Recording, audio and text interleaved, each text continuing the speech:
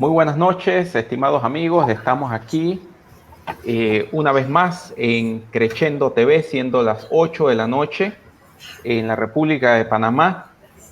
Hoy tenemos un invitado especial. Él es el profesor Ellis Newman, es trombonista y actualmente el director nacional de Educación Artística del Ministerio de Cultura.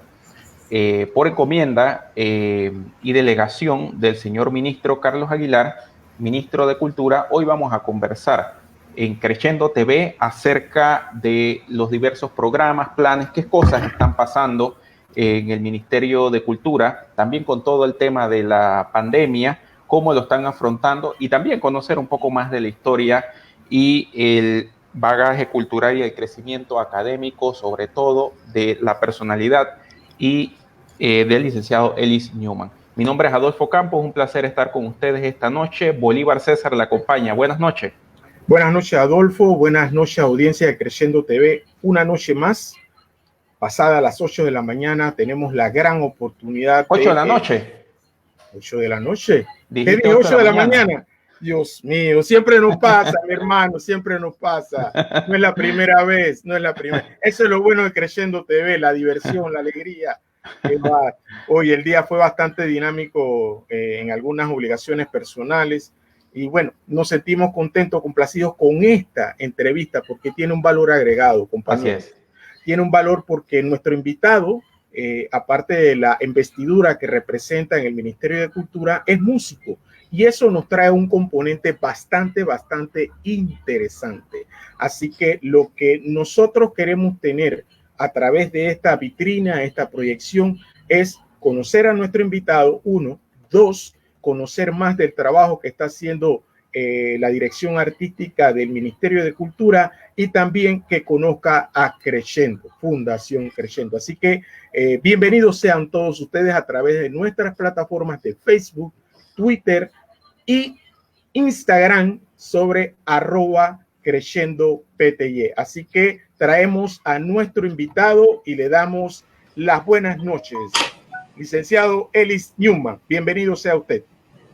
Buenas noches, muchas gracias Bolívar, César, y muchas gracias también a Adolfo Campos y saludos a todos los que nos escuchan, los que nos ven. Un abrazo y también felicitarlos por el trabajo que están haciendo, esta labor de mantener en contacto, en comunicación al gremio musical, a los artistas, a los directores y todas las personas que aman la música y la cultura. Así es, gracias profesor a usted, al señor ministro que no dudó en darnos las entrevistas, que sabemos que los compromisos hoy pues de gabinete ha delegado a usted conversar precisamente sobre los temas de interés en común de la Fundación y todos los que nos escuchan en materia de música y en materia de cultura. Sin más, profesor, sí queremos conocer un poco sobre usted. Sabemos que es un músico consagrado de mucho prestigio y docente dentro de las bellas artes, específicamente en la música. ¿Quién es Ellis Newman y cómo queda involucrado en el fascinante mundo de la música? Bueno, mi historia de la música comienza en el Instituto Justo Arosemena, hace unos pocos cuantos años, para decirlo, bajo la tutela del maestro Balito Hayes, el famoso Balito Hayes, que dirigía la banda musical, y también Tito Rodríguez, que siempre recuerda al maestro Tito Rodríguez, que escribía "Faltan tanto para el 2000 y tanto". Bueno, pasó, ¿Cómo no? que no lo creía. Comencé en la banda del Instituto Justo Arosemena, obviamente porque en esos tiempos eran horarios doble, era mañana y tarde, no podía ir al conservatorio aunque quería.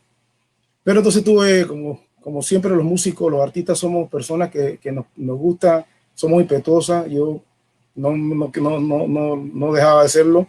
Busqué donde veía un músico, un artista que estaba en una tarima, yo me acercaba y aparte de escucharlo y ver lo que hacía, me acercaba y hablaba con ellos, y así conocí al maestro Iván Valdés, que era el profesor que recién llegaba de Brasil, y era el profesor de la universidad, y comencé a dar clases con él. Yo daba clases en su casa, y como yo, había muchos de los que hoy en día son profesores de trombón y maestros de trombón que daban clases en su casa. Íbamos hasta Pedregal, a su casa con el terreno, y tocábamos allá el trombón, y conocimos a la familia del maestro, que en paz descanse. Y así pues, también saliendo de la escuela, ingresé al conservatorio en la tarde, mientras que estudié en la universidad otra carrera, antes de decidirme ya como al segundo año de estudiar de lleno música también en la universidad. Y entré en la primera facultad, en lo que no era facultad, era la escuela de música de la facultad de Humanidades. De Humanidades, correcto, eran 3 saloncitos. Ahí conocí bueno, nos conocimos a todos porque el mundo musical es muy pequeño, todos nos conocemos prácticamente, pero una gran compañera de muchas batallas, a Electra Castillo. ¿Cómo no? Aquí la entrevistamos. Exactamente. Electra, más un grupo de personas, pero nosotros éramos más o menos lo mismo en el conservatorio y en la universidad, y éramos los que revolucionábamos el asunto. Y como éramos un departamentito, queríamos crecer, y hicimos un movimiento, y junto con el difunto Néstor Castillo Restrepo, nosotros apoyamos el movimiento en la universidad, el primer movimiento del rector Gustavo García Paredes.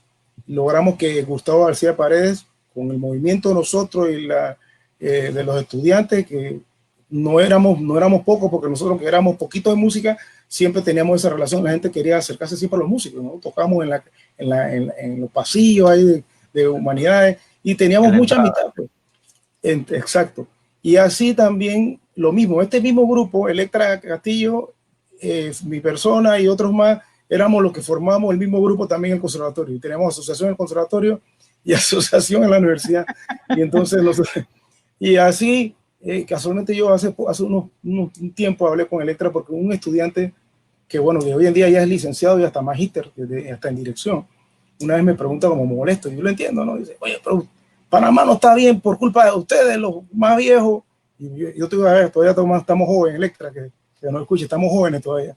Pero me dice: "Por culpa de ustedes, que no hicieron mucho". Yo me quedé así, que no puede ser, hay que escribir. Y eso es una tarea que nos queda a muchos, de escribir sobre lo que hemos hecho, y que bueno, gracias a momentos como este, podemos decirlo, muchos nos escuchen. Por ahí vi a John, que es uno de mis estudiantes, bueno, ya no es mi estudiante, porque estoy en el puesto que estoy, pero fue uno de los que los ayudé como una guía, porque en realidad no somos profesores, somos facilitadores. Le damos el conocimiento que te conocemos hasta donde conocemos, para que ellos de ahí sigan y sean hasta mejores que nosotros. Y hay que hacer historia, hay que escribir, hay que documentar. Ahora está claro, esta herramienta sirve para documentar, porque esto queda grabado en la historia, pero es más que esto, uno debe escribir. Y ese joven que con ímpetu me preguntó, medio molesto: "Usted no habían hecho nada, que no está como yo quisiera". Le comencé a contar la historia de lo que es, y entonces se quedó: "No sabía eso".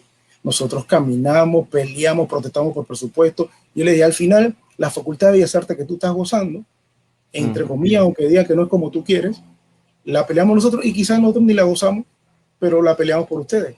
y muchos como nosotros, muchos otros más, son héroes anónimos que están en el camino y se intentó y se fue logrando, se fue haciendo cambios. Yo diría que no hay que estar acusando de que hicieron mal o que, sino tratando de, como quien va en una carrera, cuando va en una bicicleta o un carro, uno no mira para atrás, sino uno mira hacia adelante. Y uno trata de aprender de los errores que se cometieron, pero no centrarse en eso, sino centrarse en caminar y echar hacia adelante. Y también, profesor, que cada uno jugó un papel dentro de la historia que le correspondía. Ustedes hicieron el papel que les tocaba en ese momento y pudieron hacer mucho más, quizás pudieron hacer menos, hicieron poco, no sé, pero hicieron lo que hicieron y son los frutos y ustedes se sienten lo más importante satisfechos, porque son muchas de las cosas que hoy existen fue producto quizás del trabajo de seguro que ustedes hicieron, Electra, usted y cuantos más que no ha comentado o mencionado, pues porque no es por egoísmo, sino para no equivocarnos. No vamos a decir, entonces mucha gente. Pero eso es así, y coincido con usted de que ahora en este momento los que están, les toca un papel nuevo a jugar dentro de la historia y hacia adelante. Exacto. Hay muchas personas que comenzaron, se nos ha ido, que tienen cosas buenas y cosas malas, como todos no somos solo seres perfectos. Yo puedo mencionar que ahí vi también al compañero Virgilio, que es fruto de la escuela del bachillerato en arte diversificada, que eso fue un proyecto que empujó el maestro Osvaldo Sempre, que para descanse. Y aunque él tenía muchos detractores y muchas personas que no estaban de acuerdo con él, él hizo cosas positivas. Entonces, lo que decía, tenemos que construir hacia adelante. Yo tengo un dicho que le saqué en parte del profesor Iván Valdés, pero que yo lo uso también. Dicen la gente que él lo decía, no sé, no me acuerdo bien exactamente. No tengo Alzheimer todavía, pero bueno, yo digo, compite contigo para ser hoy mejor que ayer y mañana mejor que hoy. Trata de competir contigo mismo, que creo que ese es un problema que tenemos, no solamente los músicos, no lo crean que ustedes. A mí que me ha tocado tratar con, no solamente hoy, ahora en el puesto que tenemos, no solamente con músicos, sino con todos los tipos de artistas. A veces nosotros nos preocupamos mucho más y tenemos que competir con nosotros mismos, porque si el día de mañana ya tú eres el mejor, ya no tiene nadie que sea, si fuera hipotéticamente es el caso, entonces no vas a querer mejorar. Y esto es un asunto de mucha disciplina. Lo que nosotros escogimos como vida y que nos gusta, y que decidimos como vida, es un asunto de amor y disciplina, que tenemos que amar lo que hacemos y tenemos que hacerlo sin esperar necesariamente algo a cambio. Cuando uno lo hace así, las cosas vienen por añadidura. Y me ha tocado ver muchas presentaciones y le doy muchas gracias a los nuevos músicos y artistas que están en estas nuevas generaciones, que prometen mucho, que tienen mucho ímpetu, maestros como en el caso del trombón, como Gerardo Pinto, lo tengo que decir, es un profesional muy bueno, vino graduado de maestría en trombón, y hay muchos maestros muy buenos, muchas jóvenes que quizás yo los ayudé un poquito, algunos dándole clases, pero ellos destacaron porque desde salida de chiquitos ellos eran personas que estaban bien enfocados. Y estos jóvenes tienen mucho ímpetu, están haciendo muchas cosas. Casualmente con el maestro Pinto, yo he visto, gracias al contacto de que ellos tienen, de unas clases magistrales que uno nunca se imaginaba ver, de maestros que uno los idolatraba, que yo tenía las grabaciones, había que pelearla en cassette, y para conseguir un libro de él era un lío. Ahora uno los puede ver, escribirle. Ahora ellos les mandan por Facebook invitaciones de lo que hacen. O sea, los jóvenes hoy en día tienen una herramienta que nosotros no tenemos, que tienen que saberla explotar. Así es como en su rama, el taller de trombones que organizó en su momento a Benicio, estar así pegado, escuchando a Aquiles Laimacopoulos, trombonista de Canadian Brass, y una anécdota, a mí me tocó, Aquiles me dice, pero me dijo que tenía que amarrarse los zapatos, y me dio su trombón. Y yo le digo a Pin, ¿cuánto cuesta esto?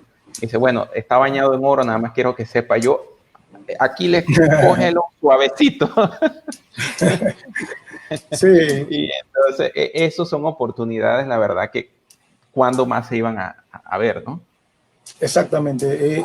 Esas son oportunidades que hay que aprovecharlas. Eso es como también otro dicho que le digo, uno tiene que prepararse, tener disciplina, porque las oportunidades aparecen también. Cuando las oportunidades aparecen, uno tiene que estar preparado.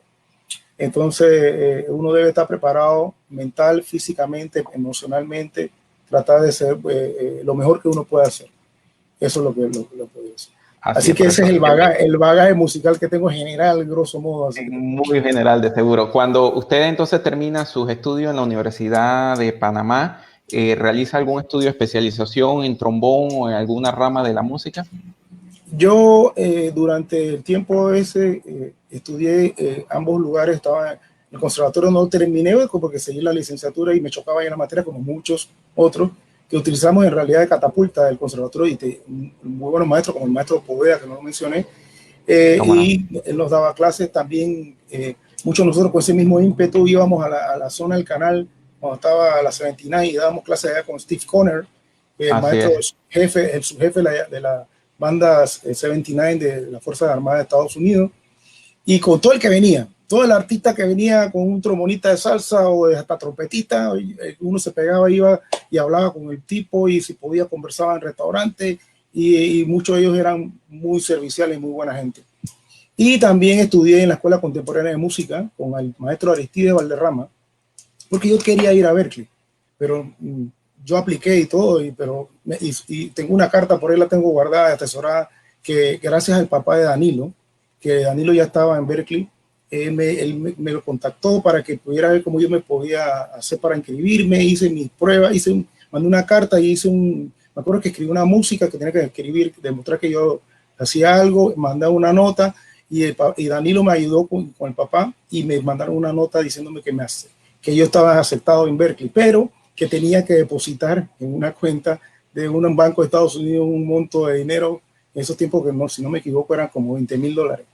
Obviamente cuando yo fui contento, mis padres me dicen, hijo, eso no podemos en estos tiempos, en esos tiempos eso era una cantidad de plata mucho más. Quedé todo triste, pero yo tuve la oportunidad, un asunto que uno mismo se cree, y esa es la otra cosa que quiero decirle, uno se crea las oportunidades, uno lo piensa, uno lo cree y uno lo crea.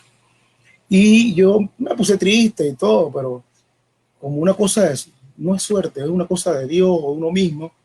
A los días, no me acuerdo cuánto, pero fue poco tiempo, conocí, alguien me dice, mira, hay una escuela que se llama la Escuela Contemporánea de Música, que están enseñando con los libros como si estuvieras en Berklee.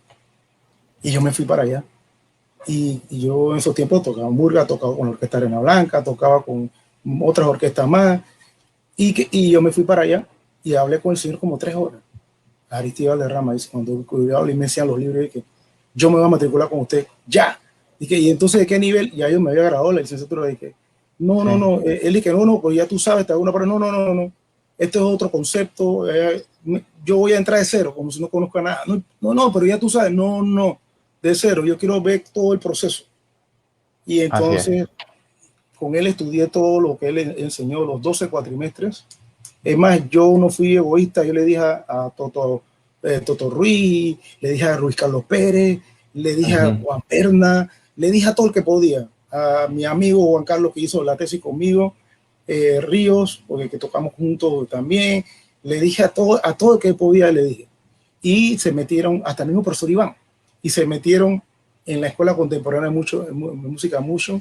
Ahí aprendí muchísimo de composición, arreglo, otra mentalidad con respecto a la música, es otro enfoque completo. Era como si estuviera en Berklee. Los libros, de hecho, la metodología, todo. Después Luis Carlos Pérez se fue a Berklee, otros salieron.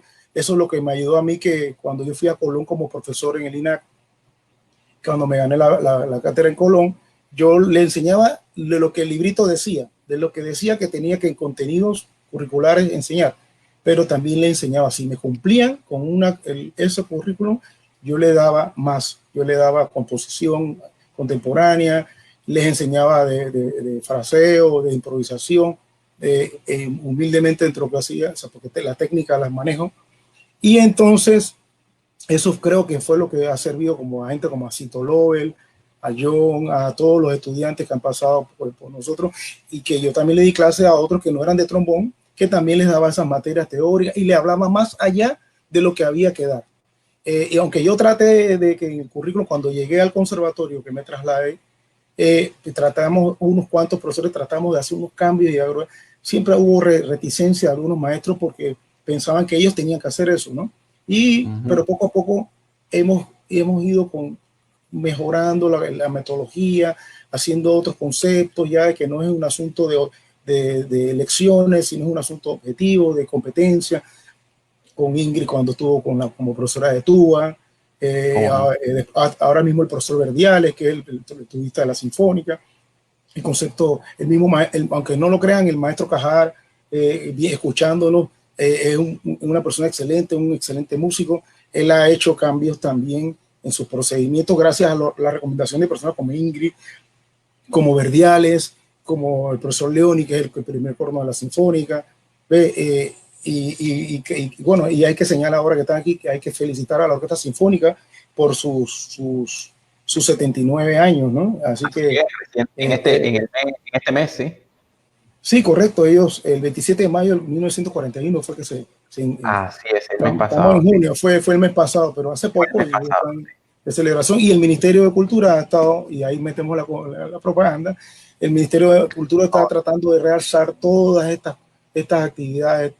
Que el fin del Ministerio de Cultura es el goce y el disfrute de los derechos culturales de todos los ciudadanos, de todas las expresiones, que tengamos, podamos tener la expresión y el disfrute.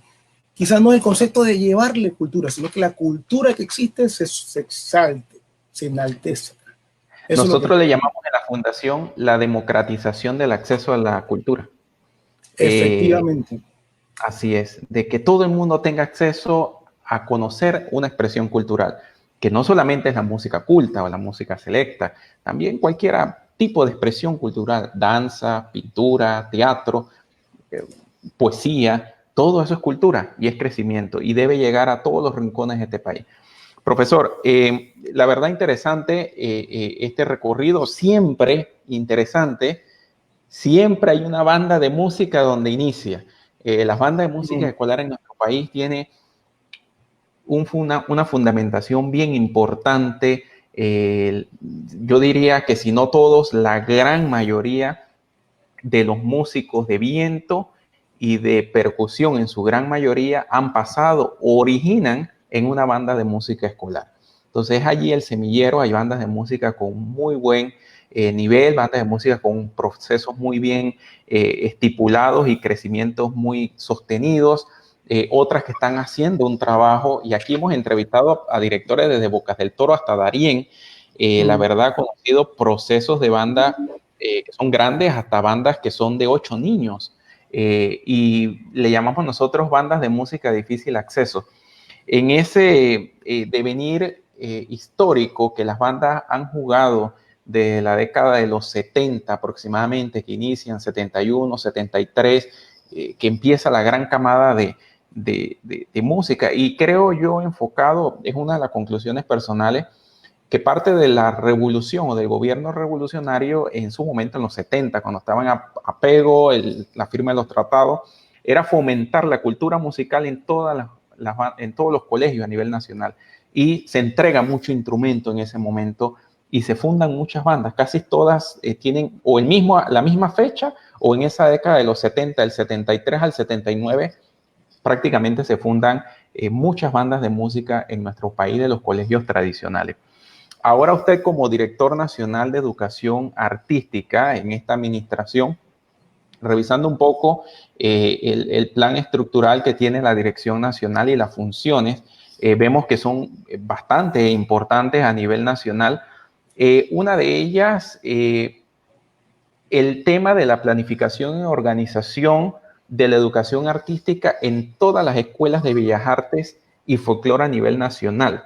Si nos habla un poco de cuántas escuelas de música, porque también algunos profesores aquí nos han hablado, sobre todo los de Santiago, nos hablan muy bien de esa escuela del INAC en Santiago, pero quisiéramos saber cuántas escuelas existen de este tipo, patentadas o administradas por el INAC a nivel nacional, y efectivamente el trabajo que están adelantando. Ok, sí, mira, la Dirección Nacional de Educación Artística, que es la que tiene a cargo 22 centros de estudios.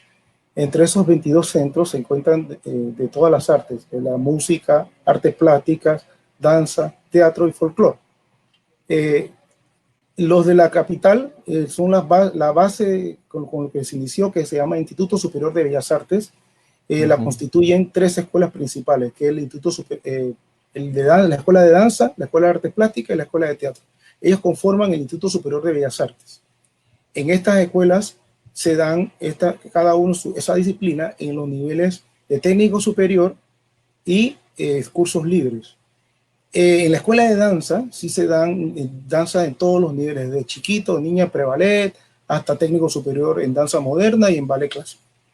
Y en música, en conservatorio, que nació aparte, con una legislación aparte, que es un decreto aparte, el Conservatorio del Instituto Nacional de Música, es donde se dan las clases en todos los niveles, y también está la escuela juvenil. La escuela juvenil salió del concepto de que se trataran y se desarrollaran programas para los niños más pequeños. Entonces, la escuela juvenil es la que atiende a los chicos más pequeños. Esa está en Parque Lefebvre, y ahorita está en una escuela del Meduca, compartiendo espacio, Manuel Espinosa Batista. Y está el Instituto Nacional de Música, que es conocido como Conservatorio, que está en Albrook, en el edificio 800. En ese, ahí como le expliqué, ahí se dan también todos los niveles, y ahí están prácticamente todos los instrumentos. Y nosotros lo que le decimos es que, para decirlo, para que se entienda, será como un bachillerato flexible, en donde los chicos salen de su escuela en el periodo regular, en horario de 7 a 12 o 1 o 2 en la escuela, si están en una escuela privada, y van al conservatorio de 2:30 a 7. No es que van todos los días a esa hora, sino que dependiendo de sus clases.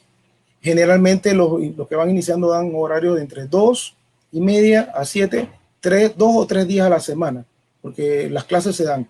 Cuando das instrumento, por ejemplo, matriculas trombón con Eli Newman, el que le toca el horario de lunes, le toca, póngase que la primera hora, 2:30 a 3:15. Esa hora lo da lunes y jueves. Y los miércoles se dan las materias de grupales, que sería el conjunto instrumental, música de cámara para los que están más altos, en otro nivel.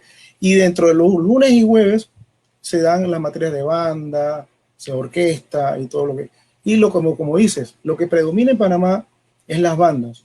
La banda que ensaya, la banda que ensaya en el conservatorio es con los estudiantes. Ahí tenemos 2 bandas, una banda inicial y una banda avanzada. Ese es lo que se utiliza.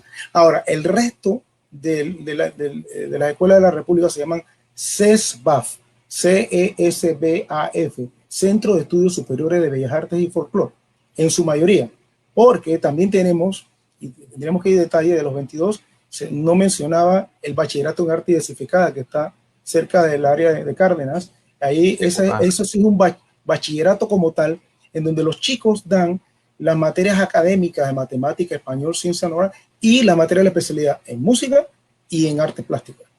También tenemos, aparte de esa, en la escuela de San Miguelito, que es de folclore, que ahorita ellos están aspirando a ser técnicos superiores también, como la de Los Santos, y esa escuela en realidad ahora mismo está dando cursos libres, que son cursos, eso se llama educación no formal. La educación se puede dividir en formal y no formal. La no formal es la que no te da un diploma, una certificación valedera o para concursar que tenga un título de grado. Y la formal, que son los técnicos superiores, es la que da un título de grado. En esos procesos estamos en las escuelas. Y ahora me toca mencionar los CESBAF. En los CESBAF en general se procuran dar todas las artes, todas las disciplinas. Pero hay casos como hay centros culturales como el de Antón. Ese es un centro cultural y que se dan cursos libres de todo, se procuran de dar todo el arte. Hay un profesor casualmente encargado, que es el profesor Juan Cedeño, que es bajista, también músico de la banda republicana. Sí. Casualmente. Y también está el Centro Cultural de la Arena, que eso es Centro Cultural de Artesanías, exclusivamente de artesanía, aunque ahí también se da música folclórica. Ahí tenemos instructor de música folclórica, acordeón. Entonces, también otra que no tiene la peculiaridad esa, pero en el fondo sí da música también, es la escuela de la Escuela Nacional de Folclore, que es de la Escuela de Los Santos. Esa escuela es enfocada en su currículum principalmente para técnicos superiores en folclore, ellos tienen un programa andragógico, principalmente enfocado para los adultos. Y ellos ya hace años habían estado incursionando en la educación a distancia, así que ellos van adelantados con esto. En esa escuela también dan música y hay un profesor de música que es egresado del conservatorio también. Entonces, el resto de las escuelas tienen educación en música, pero es no formal. Hubo un tiempo con los que estábamos en Colón, yo también estuve en Colón, como mencioné, que aplicábamos el currículum que se utilizaba en el conservatorio. Bajo esta administración con a cargo del ministro Carlos Aguilar, lo que buscamos es que se regularice estos procesos en donde los currículums se puedan aplicar de manera homogénea, claro, con sus adecuaciones dependiendo del área y las necesidades, pues se hacen algunas adecuaciones, pero que se apliquen los currículums de educación formal en las diferentes regiones. Para eso hay que hacer crecer la cantidad de docentes, quizás para algunas especialidades, para poder que ellos podamos decir, bueno, si tengo un trompetista graduado del conservatorio en Azuero, ¿por qué no implementamos entonces la carrera que pueda ser el bachillerato flexible de trompeta y el del técnico superior? De hecho, se ha hecho, pero de manera no ordenada, porque estos compañeros que están graduados y que son de esas regiones, ellos lo que hacían es que daban las materias en las escuelas de los CEF-BAF del interior y venían a hacer los exámenes en el conservatorio y lo hacían con jurados, porque los exámenes en el conservatorio son con 3 jurados y se hacían, y entonces los estudiantes hacían su estudio en su casa, venían una vez por quincena, 2 veces por mes, entonces con el profesor daban su clase. Así ha habido, y eso se ha hecho siempre, pero ha sido un asunto que es caso especial, no es algo de la regularidad. Lo ideal sería, ya tenemos bastantes personas graduadas, que en cada región ya haya pequeños conservatorios y que podamos entonces poder graduar personas tituladas, porque deberíamos replicar vamos a decir, las buenas prácticas o lo que se hace bien, debemos replicarlo en otro lado. Y creo que ya tenemos material suficiente para poder ir pensando. Lo que falta ahora son los recursos para los nombramientos de los profesionales adecuados. Pero nosotros siempre hemos tenido la intención de que, y más siendo músicos, pero bueno, ahora tenemos que verlo con los ojos a todas las artes, de que todas las artes se desarrollen en general y que logren tener la posición existencial que se merecen. Y que no se vea solamente como un aspecto de la música, el arte, como un asunto de responsabilidad social. Hay estudios que demuestran, y hay estudios que demuestran que aunque no, vamos a decir que de 100 chicos, no vayan a ser todos profesionales de las artes, los procesos cognitivos se potencian con las artes, con la música ni se diga. Hay estudios, pero bastantes ya, con respecto a, usted se puede meter en YouTube y pone qué pasa en el cerebro de los músicos y sale un programa de TED y se lo recomiendo, lo pone qué pasa en el cerebro de los músicos y van a ver los procesos neurales, cómo el hemisferio derecho con el hemisferio izquierdo se comunican y hace que se potencien los procesos cognitivos. También tienen que leer sobre las inteligencias múltiples de Howard Gardner, de que ya el asunto de lo que las escuelas y lo que generalmente se analizaba era la inteligencia lógico-matemática y la lingüística, o sea, matemática, ciencia y español, inglés, pero hay otras inteligencias, hay la inteligencia sinestésica, la musical, hay muchas más inteligencias. Y ya hoy en día hay mucha claridad en que no es solamente un aspecto social, no es un asunto nada más, y que también se puede vivir del arte y de la música. Y hay muchos nichos para poder conquistar, porque hay un asunto también que como músico, y es un asunto que podemos explotar los músicos, no solamente es una parte bonita el ejecutar algo que otro hizo, algo que el otro escribió, pero viene después otra etapa, es la etapa de la creación, la etapa de la identidad. Y yo eso se lo digo a los estudiantes, y no solamente porque estudié composición en la Escuela Contemporánea de Música y también soy arreglista, sino que también como tú como ejecutante debes tener tu identidad en tu sonido, tu identidad a la hora de dirigir. Es verdad que cuando un maestro escribió una obra, la escribió con un sentido. Uno debe estudiar la historia de cómo fue, para qué fue y en qué condición en ese momento el compositor escribió eso. ¿En qué contexto Pero histórico también? en qué contexto para poder interpretarla lo más fiel copia de lo que en realidad el compositor tenía. En ese sentido sí, pero uno tiene también, aparte que ser un buen ejecutante y respetar el espíritu del que lo escribió, también tiene la capacidad, en la medida que va aprendiendo, en la capacidad de desarrollar tu creatividad, que esa creatividad se vuelve innovadora creando producto en composición en tu instrumento, creando producto en composición para la banda si eres director, estudiando para hacer obras, para que haya más producción nacional, que eso es otra de las misiones que tiene el Ministerio de Cultura, por fomentar que haya más producción musical, más producción artística. Y lo hemos estado haciendo con los festivales de artesanía, con el festival, hace poco hicimos uno de artes visuales que organizó la Dirección Nacional de las Artes, a cargo del director Daniel Domínguez. Entonces, estas cosas de fomentar, nosotros queremos de que se fomente y se potencie todo valga de redundancia, el potencial que tiene cada artista y que ya no se quede solamente en interpretar, que eso es parte, y algunos tienen el rol de interpretar, pero hay muchos otros que no saben que tienen el potencial de crear. Y también tú creas con tu instrumento, porque tú como trombonista, como trompetista, como cornista, como flautista, tú creas tu sonido, tú creas tu identidad. Es bueno emular a los demás y tener un ídolo del que uno siga con su sonido, pero también uno debe tener su identidad como cuando tiene su identidad con su voz. Hay estándares de calidad que se existen, depende de los gustos. Y esas son discusiones que se tienen. Me acuerdo con el maestro Serna del corno, que es cornista, que vive en Europa, que ha venido con su esposa y hacemos música de cámara acá. Una vez estábamos tocando una música de Bach y yo llevé 2 trombones. Yo llevé un Bach Stradivarius 42B que tengo, viejito, que tiene un metal grueso, con el que me gradué y que es un trombón de lujo. Ya se le cayó el baño, así que suena mejor todavía.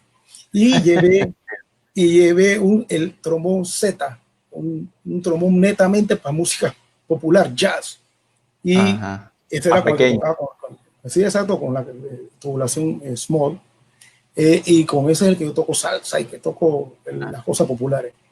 Y entonces yo llegué los dos y me decía Ingrid Saavedra, la tubista, porque traiste los dos, de que no, que quiero que vamos a tocar Bach, vamos a escuchar cuál hace mejor ensamble con el sonido, vamos a tocar, estamos tocando música de Bach para, y saqué primero el Bach, calenté, vamos a tocar, y se pusieron de acuerdo, vamos a hacer el experimento para que, como estaban unos que venían de Europa, y Ingrid venía con el concepto de Estados Unidos, y estaba Toto en la trompeta también, y estamos tocando y dice, terminamos, y bueno, ahora vamos con el Yamaha, el chiquito, con una boquilla más grande, tratar el sonido, pues, ponerlo pastoso y otra cosa.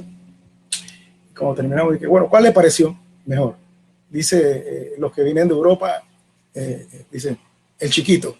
Y dice Ingrid, no, el grande. El asunto de sonoridad es un asunto que a veces es subjetivo. Y entonces dice, para terminar la disputa, dice Serna, espérate, esa música cuando se escribió, ¿qué instrumentos eran los que existían?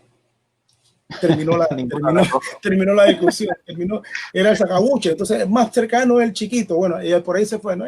La sonoridad chica, que no sé, y por ahí no fuimos, pero entonces después otras cosas del otro cuerpo más grande y así, pero es para que vea que uno tiene que tener su identidad.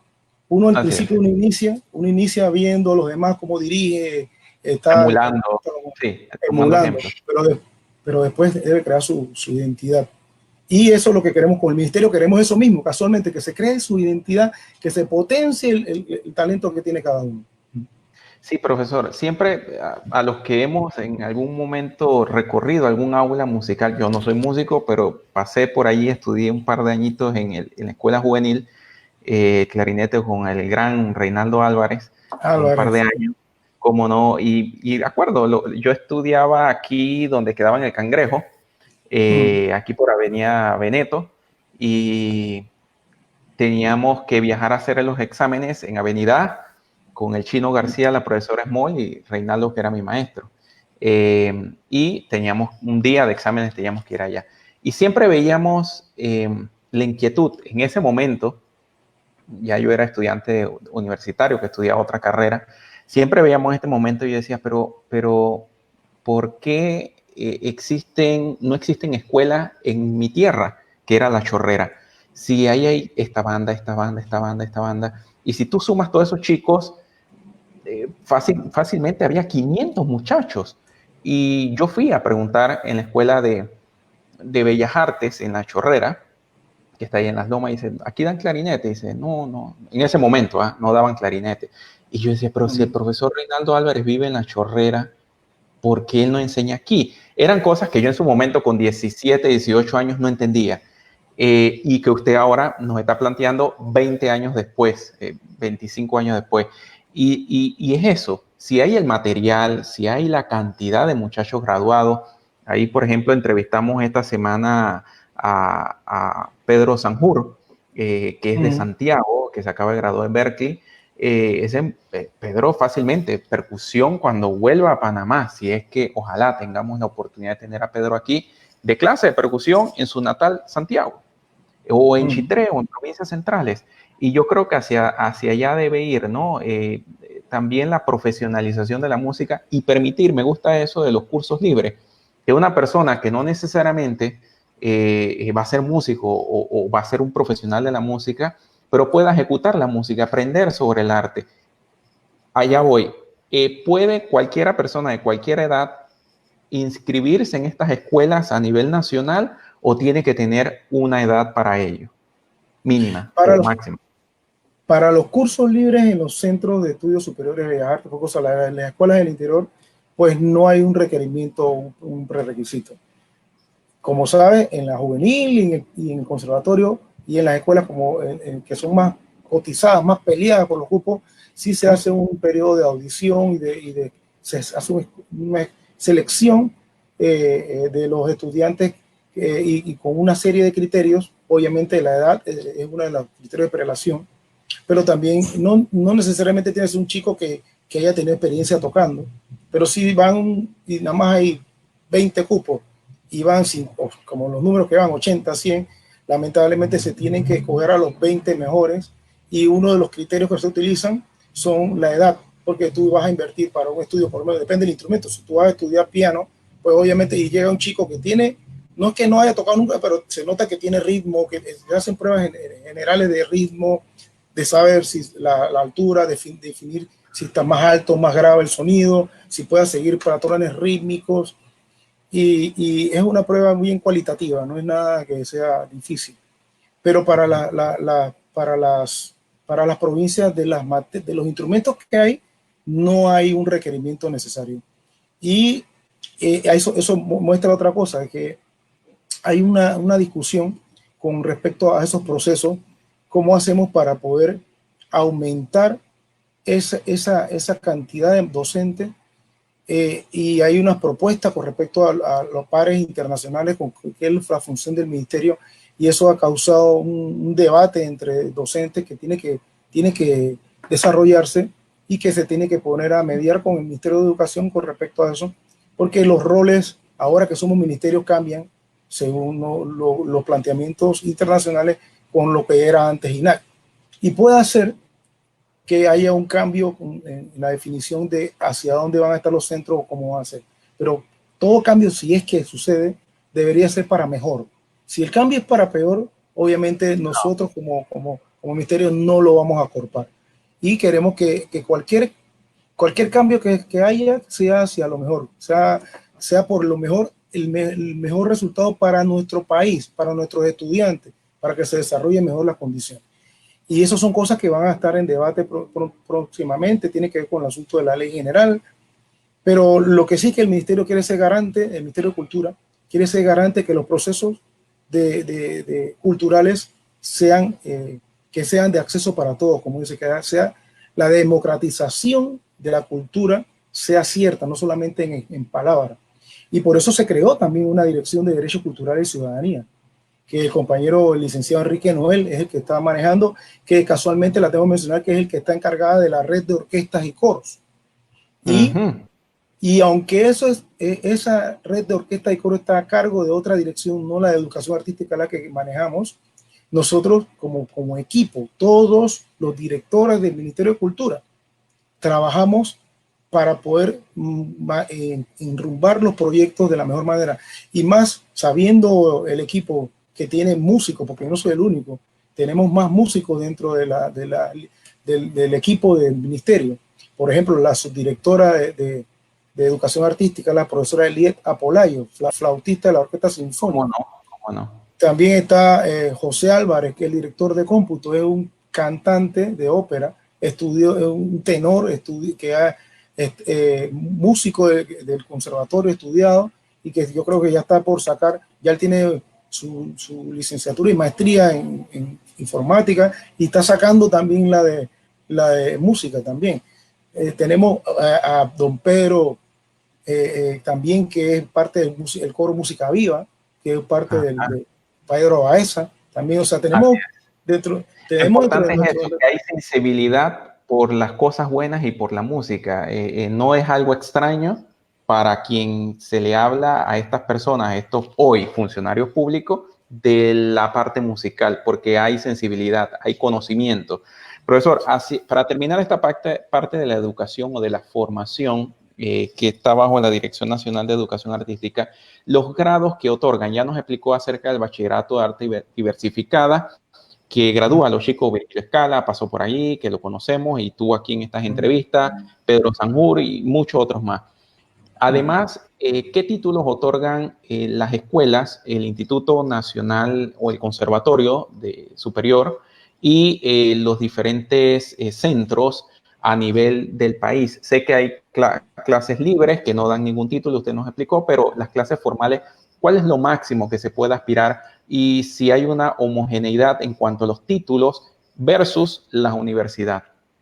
Ok, buena pregunta. Mira, hay el último día de gobierno del presidente Martín Torrijos se sacó una norma, si recuerdan, que tenía que ver con que la Normal de Santiago no podía, tenía problemas con la licenciatura porque entraba en competencia con la Facultad de Educación de la Universidad Nacional. Ese decreto, que ahora no recuerdo el nombre, ese decreto cercenó en ese momento las licenciaturas de todos los institutos superiores que no universitarios. Y en ese momento, desde ese momento hasta la fecha, los centros no universitarios pueden, lo más que dar son técnicos superiores. Entonces, los títulos que tenemos de arriba hacia abajo serían el máximo título que otorgan los centros de nosotros de estudios superiores son técnico superior. También viene una carrera que es menor de esa, que se llama técnico. En algunas carreras la tienen, por la Escuela de Artes Plásticas tiene una carrera técnica. No, hay técnico superior, técnico, que es un poquito de menos créditos. Los técnicos tienen 90 créditos.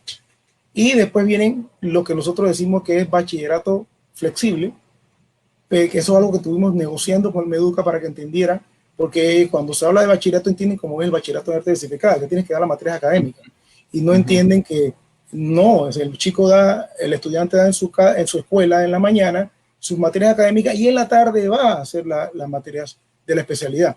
Eso tuvimos un proceso que tenemos que ir concientizando para que se entienda. Perdón usted, y que cuando usted suma las materias del IJA, por decir una escuela, o del Fermino 2, más las que da en el conservatorio, el muchacho está dando 12 materias.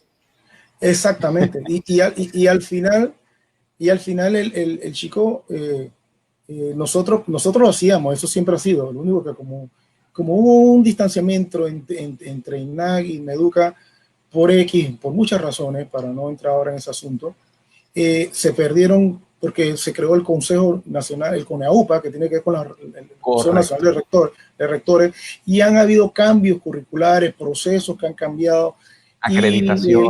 Acreditaciones que el ministerio, o ahora el INAC, había quedado rezagado y no había hecho lo oportuno para poder que se homologaran algunos títulos.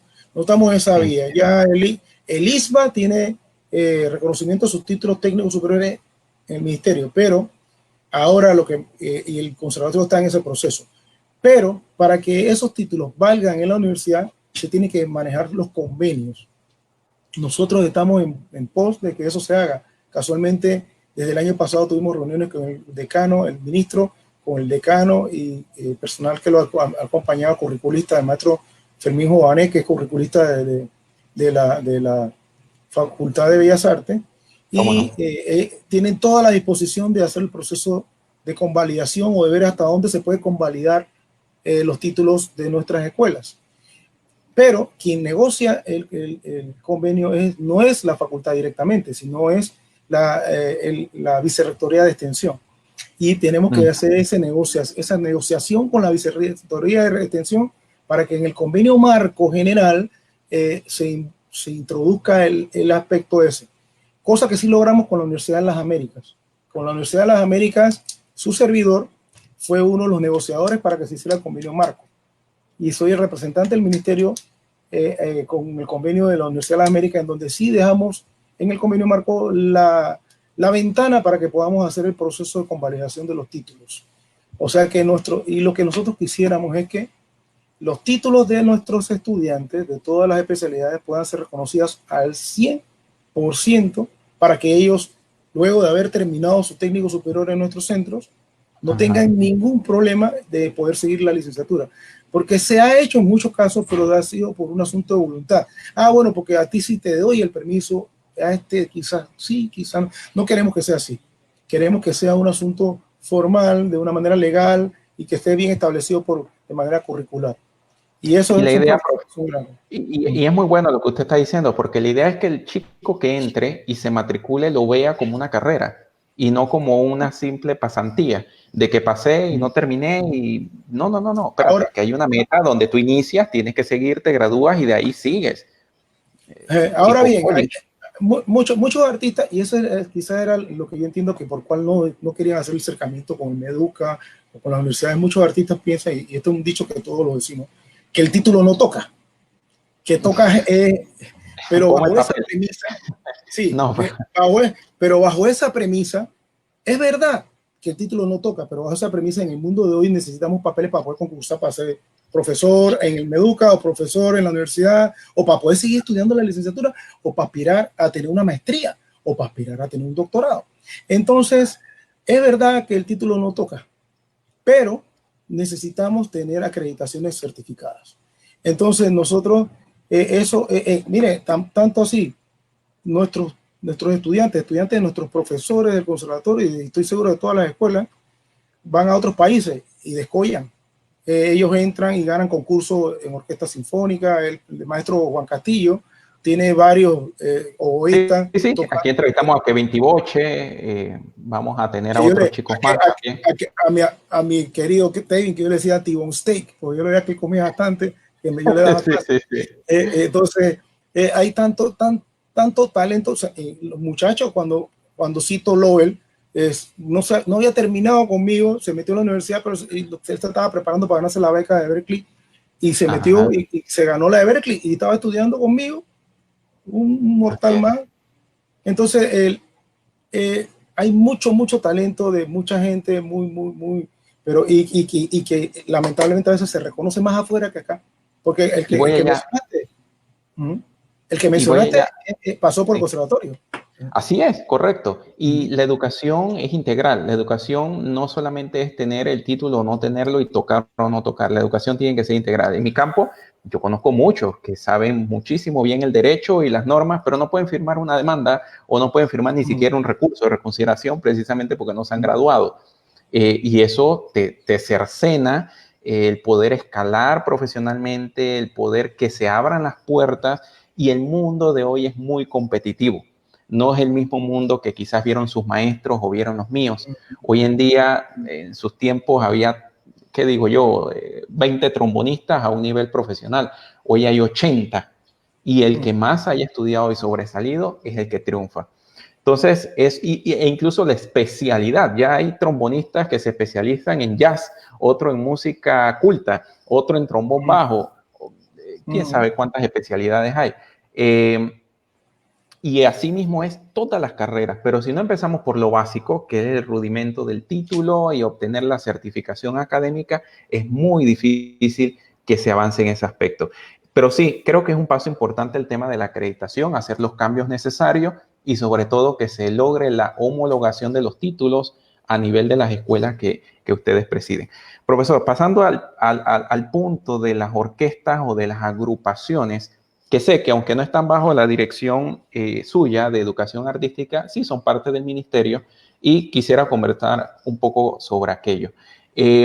Luego que todos estos chicos están formándose, ¿verdad? Están haciendo banda, están haciendo orquesta y demás.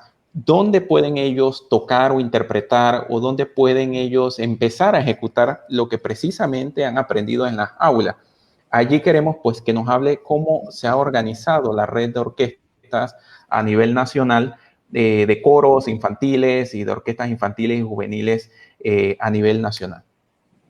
Ok, la red de orquestas que está bajo la Dirección de Derechos Culturales y Ciudadanía que la dirige el licenciado Enrique Noel. Esa es una dirección ahorita que tiene mucha materia a cargo. Quien está todavía a cargo de la red de orquestas como director es el maestro Dino Nuyen, que está a cargo por ahora. Entonces, en estos procesos existen núcleos. Está el núcleo, ellos tienen núcleos de coros, núcleos en San Miguelito, tienen en Panamá, en provincia. Casualmente por ahí escuché de un maestro que me decía que había visto algo del PNUD y que no tuve chance ahora de revisarlo, pero sí se está reestructurando, sí se está analizando los procesos de formación. De hecho, hemos hablado de que tiene que analizarse porque también, aunque es ejecución de orquesta y que los chicos vayan en a esos núcleos, porque habría que hablar de historia de esto que viene más allá de lo que ahora de estos años, sino viene del tiempo de Osvaldo Sempri, cuando él hizo el contacto con el maestro Abreu y trajo especialistas de Venezuela. Yo también participé en ese proceso y fui uno de los que ayudó junto con, como trombonista y músico, Francisco del Vecchio, el trombón bajo de la Sinfónica. También participó el maestro Abenicio, también a veces formando. Tuvimos en esos procesos, de ahí salieron todo muchos chicos. Hoy en día eso está dividido en diferentes núcleos y eso se está reestructurando ahí en diferentes provincias. Ese proceso se está analizando y se están viendo las contrataciones de los profesores. Algunos se están recontratando porque esos son contratos que son temporales hasta finalizar el año. Y también estamos hablando, vamos a conversar sobre el asunto curricular, porque eso, como te decía, es enseñar, pero es tocar, hacer, el saber es hacer, tocar, pero también hay que aprender, hay un proceso de seguimiento con conocimiento y aprendizaje significativo. Entonces tiene que haber una clase y eso debería en cierto sentido estar concatenado con lo que pasa en las escuelas, que eso creo que había una dislocación, no estaba bien organizado. Ya nosotros hemos planteado de que debería de estar en la misma sintonía los diferentes núcleos con lo que pasa en los centros. De hecho lo pasa, porque en Chitré, por ejemplo, la red de orquesta, el núcleo de red de orquesta ensaya en el CEFBAF de Chitré.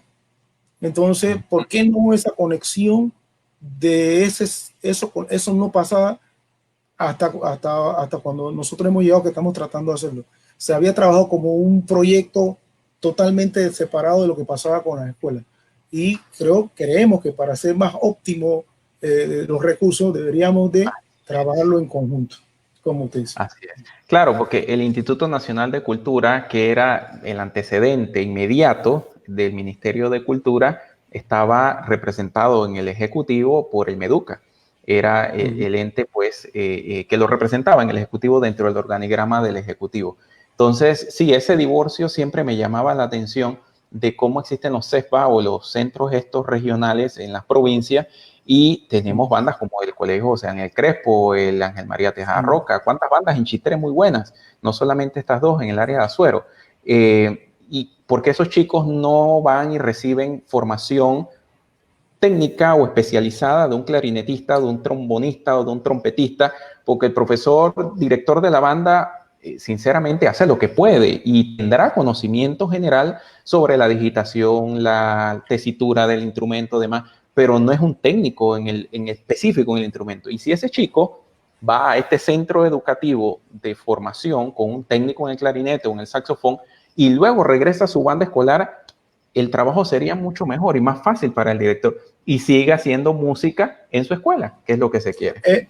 Efectivamente, es el asunto de hacer que trabajen en equipo, que tengamos la misma dirección, Meduca y las escuelas, pero había esa dislocación, esa diferencia. Las bandas de escuela, las escuelas por un lado, la red de orquesta por otro lado y los centros por otro lado, y a veces haciendo actividades similares. O sea, entiendo que era por eso, porque eran como proyectos individuales que han ido saliendo y una bandera, pero creo que eso habría que analizarlo y sabemos que la intención del ministro y de todo el gobierno del presidente Cortizo es de que se optimicen los recursos, más ahora con esto del COVID. Uno tiene que aprovechar. Eso es evitar la duplicidad. Como vamos a hablar con un ejemplo, como que está el seguro social en el lado de la calle y al otro lado está una ULAP, algo del Ministerio de Salud. Del MINSA. Del MINSA, perdón, sí. Y está enfrente. ¿Por qué no un solo edificio optimizando? Eso había que analizarlo. Hay quienes dicen no, porque se van a coger recursos. Habría que ver cómo se optimiza. Yo también pienso que hay...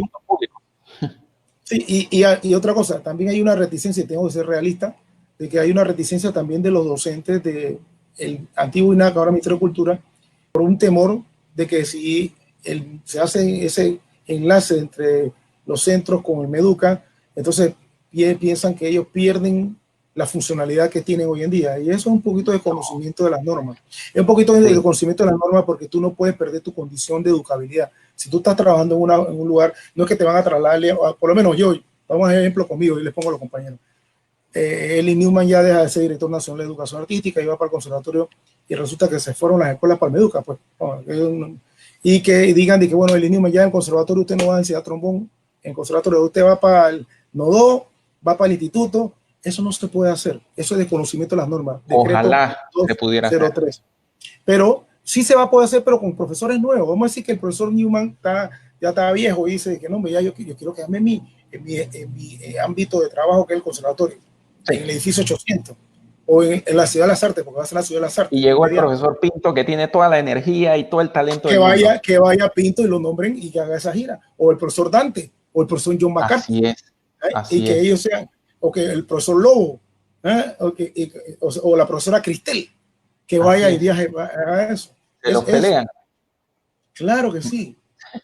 Por supuesto. Y va a haber trabajo para todos, Pero lo que porque las bandas de música necesitan eso, capacitación técnica en cada uno de los instrumentos. Porque ese muchacho que dice, ok, yo voy a estudiar música y llega a la Universidad de Panamá, llega con muchas deficiencias. Nos decía el profesor Abanicio en temas de técnica, posiciones, digitación, embocadura. Y ya cuando tienes 18 años, formarlo entonces y corregirle esos defectos de embocadura, de posición, lo que sea, cuesta más y puede frustrar incluso al estudiante. Y algo que yo he detectado en las entrevistas, aquellos estudiantes que, por ejemplo, empezaron desde muy niños con un maestro específico, y le puedo decir Jorge Oliva, que empezó con el profesor Reinaldo desde muy chiquito, César Castillo, que aunque no es músico, también empezó desde muy chiquito allá en Santiago, el profesor Tiboche, muchos que empezaron desde los 13, 12 años, Melanie, que empezó con el profesor Agudo. Es muy diferente la formación técnica de ellos y se la ha hecho mucho, se ha mejorado el nivel de ellos y ha sido un poco más llevadero a nivel ya profesional que alguien que a los 18 años decidió estudiar clarinete. Es más difícil porque viene con cualquier cantidad de efectos y errores. No es imposible, pero más difícil. Es más difícil. Esta es una carrera no de velocidad, sino de resistencia. Y entonces nosotros tenemos que si tiene el chico viene de pequeño ya teniendo esa vivencia, eso va a fluir en él fácil. Por ahí hay un video de un trombonista, un niño español, eso ya viejo, un niño que tiene chiquitito, el trombón es más grande que él, y el muchachito eso es en España, y el niño está tocando un par de conciertos de trombón, y que son de repertorio de primer año de de licenciatura. Y entonces, bueno, es eso. Hay que hacer un trabajo de conciencia de los mismos profesores, y ahí sí le doy razón al músico que que me hizo pensar con lo del día del principio de Electra, que dice, pero ¿ustedes qué están haciendo? Porque hay muchos compañeros que se temen al cambio y tienen temores por desconocimiento, piensan que le van a mejorar su condición, que las cosas se van a poner peor, pero ya hay poco a poco personas que están conscientes, y gracias a programas como este, de que la gente piense también en sus estudiantes, que piensen en la cultura y en la cultura del país. Nosotros aquí tenemos un potencial increíble, no nos imaginamos el ritmo que tiene Panamá. Panamá tiene ritmo, un ritmo que no lo tiene, lo cuenta Vitín, lo cuenta Danilo. O sea, en Panamá el ritmo es fácil de que tú le escribes una síncopa a un chico y la interpreta. Y la forma que puede interpretar la música, puede tocar diferentes géneros de música y le fluye más fácil. Entonces, es un asunto de conciencia. Y aquí hay música de todos lados, hindú, china, árabe, americana, culta, reggae, caribeño, o sea que escuchamos de todo, porque es un crisol precisamente de muchas culturas que se han encontrado en este pequeño istmo. Profesor, en ese aspecto, identificado que el tema, más que de seres humanos de talento, porque están viniendo cualquier cantidad de muchachos estudiados del exterior, y ojo, con sus propios recursos y a puro pulmón. Todos estos muchachos que se están yendo, esta camada de estudiantes que se están yendo, aquí nos contaban desde muchachos que las mamás vendían tortillas y vendían empanadas y hacían rifas y mañanas criollas para poder tener la matrícula del hijo en la universidad de afuera. Entonces, estos muchachos están volviendo con títulos graduados. Lo que no queremos es que se queden afuera de Panamá, porque sería lo más valioso que un país pierde es el recurso humano. Y eso cuesta mucho, porque cuesta quizás una generación de volverla a conquistar. Estos talentos, este recurso humano debe volver, como en su momento volvió a Panamá Guadalupe Small, volvió el profesor Efraín Cruz de Gracia, volvió todos estos profesores que fueron a estudiar a Brasil, Rusia y demás, que era lo que en su momento había. Profesor Flores. Así es, Iván, el profesor Iván. Todos estos talentos volvieron y los formaron a ustedes como músicos profesionales, y ustedes son el relevo ahora de lo que ellos formaron. Bien o mal, la vida cobra y pasa el tiempo, ya son profesores con cierta edad, y va a llegar el momento en que ellos se retiren, y cuando miren para atrás es necesario ese relevo de chicos nuevos y graduados. Y yo creo y confío mucho en lo que usted ha dicho. El tema no es de talento, el tema no es humano, hay recursos.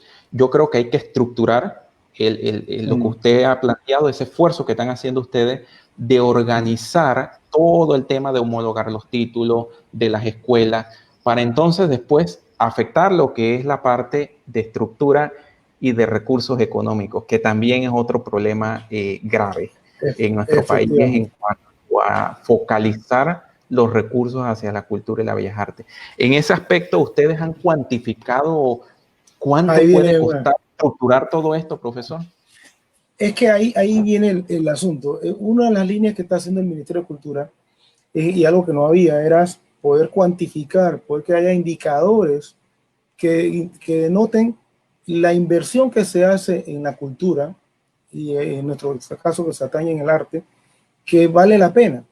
Y ahí es donde viene la creación de la Dirección de Industrias Creativas del Ministerio de Cultura.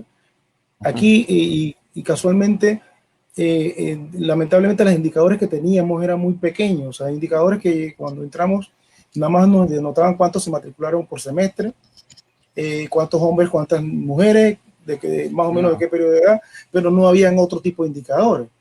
Y con la creación de la industria creativa, esa creación de esa dirección nos nutre a todas las demás direcciones para poder justificar al MEF o pedir más recursos, porque en los procesos creativos, los procesos de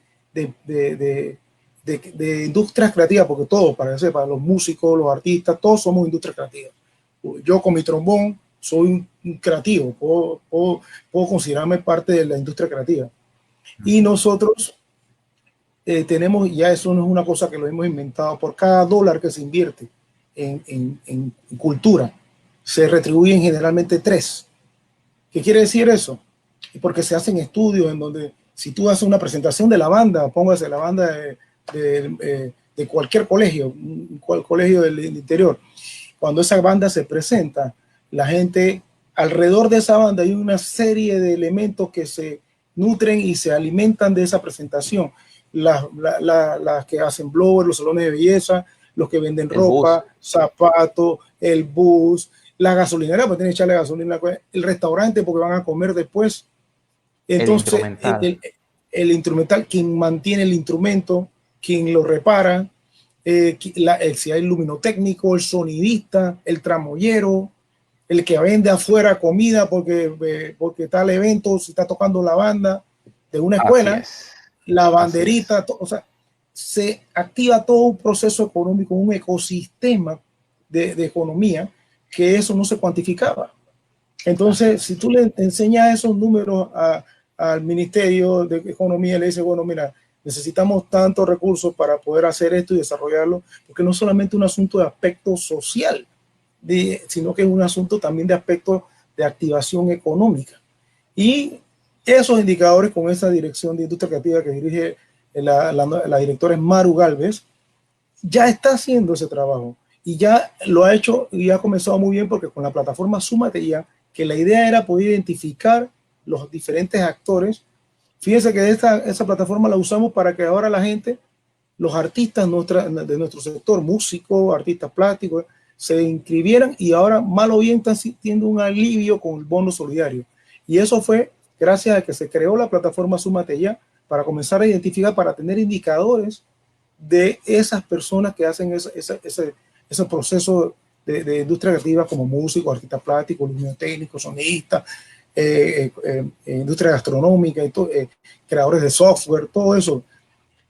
Esos indicadores nos van a ayudar a poder decir, bueno, yo necesito más profesores en estas escuelas. ¿Para qué sirve esto? Porque eso activa todo el ecosistema cultural, económico de la región. Son mejores ciudadanos socialmente, atienden el problema social que todo gobierno quiere atender, hace que no estén en sus tiempos de ocio, los sacas de riesgo social.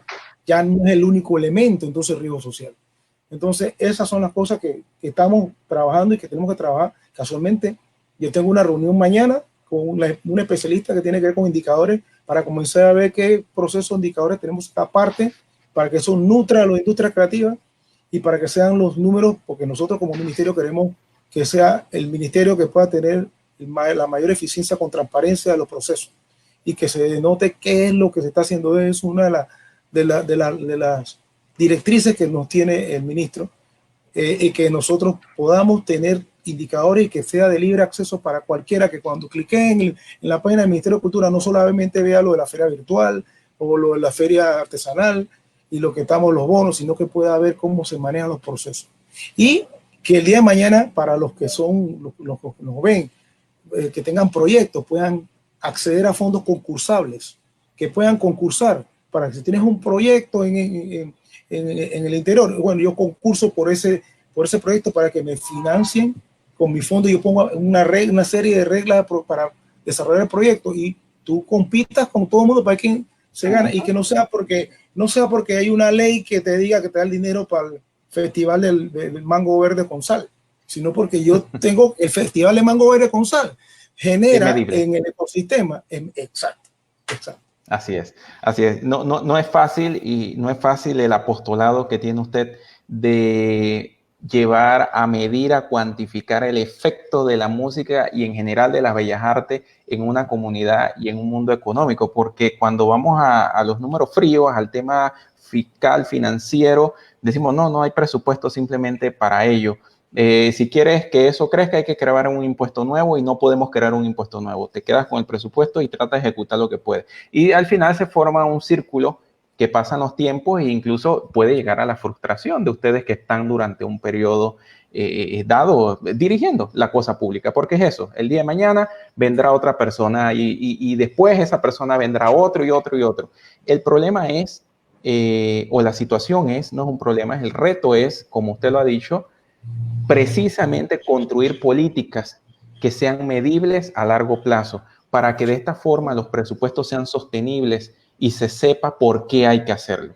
Y le pongo un ejemplo. Cuando nosotros ideamos el Festival Nacional de Bandas de Músicas Escolares y lo llevamos al Ministerio de Educación en su momento, en la administración pasada, hicimos ese análisis y dijimos, mira, el festival se torna de esta forma, estas son las reglas, esto debe ser la forma de medición y finalmente estos son los resultados que se van a obtener. Y la viceministra en ese momento dijo, lo compro, ¿qué hay que hacer? Nos puso una persona y se empezó a trabajar. El presupuesto no es fácil. Lograr ese presupuesto y el festival cuesta una buena cantidad de dinero que el año pasado no se pudo hacer por tema de transición de gobierno y en esta administración pues obviamente ha sido difícil por todo lo que estamos viviendo, pero es eso, creemos en la planificación del tema por etapas, creemos en la planificación con temas medibles y yo estoy de acuerdo con lo que usted comenta. Ahora, esa medición y ese resultado que se obtiene y producto de ese análisis científico, de ese estudio, tienen que creérselo las autoridades, que son los que destinan el tema de los recursos. En este caso, Ministerio de Economía y Finanzas. Ojalá pues el ministro a cargo con ustedes que le están apoyando logren ese gran paso porque hacer este cambio estructural de la parte académica, curricular, la parte de homologación de títulos, la red de orquestas nacionales. Bueno, ahora hay que inyectar todo eso para que en todas las provincias existan lugares donde se presenten los chicos, donde hayan las estructuras, donde exista un piano, donde puedan estudiar solfeo, y eso cuesta, eso cuesta. Recuerdo una vez en un tema que tuvimos nosotros de Héroes por Panamá, nosotros estuvimos ahí nominados en una temporada dentro de los finalistas y pues van y te hacen una encuesta y te hacen unas mediciones y nosotros estamos trabajando en un colegio en La Chorrera en ese momento y uno de los jurados que va entrevistándote nos dice, ¿cuánto cuesta una banda? Una bandita de esta, ¿cuánto cuesta? Una banda así pequeñita como esta. Y yo les mira, una banda promedio puede estar costando como 100,000 balboas.